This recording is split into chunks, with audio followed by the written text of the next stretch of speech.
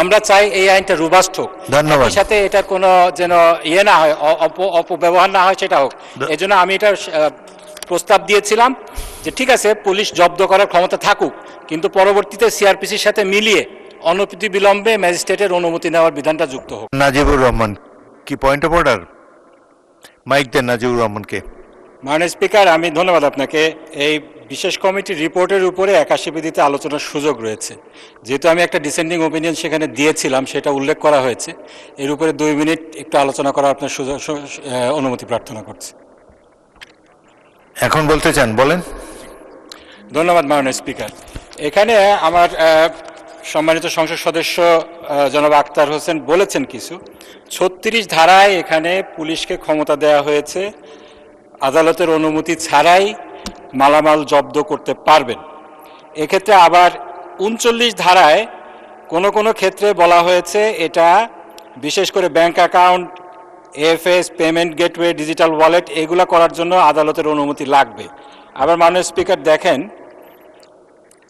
এর আগে 35 অনুচ্ছেদে বলা হয়েছে এই আইনে যে সকল ক্ষেত্রে সুনির্দিষ্ট কোনো বিধান নেই।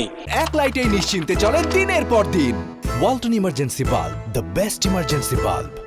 সে সমস্ত ক্ষেত্রে অপরাধের তদন্ত, বিচার, তল্লাশি, জব্দ, গ্রেপ্তার, ফরেনসিক পরীক্ষা এগুলার ক্ষেত্রে ফৌজদারি কার্যবিধির বিধানাবলী প্রযোজ্য হবে।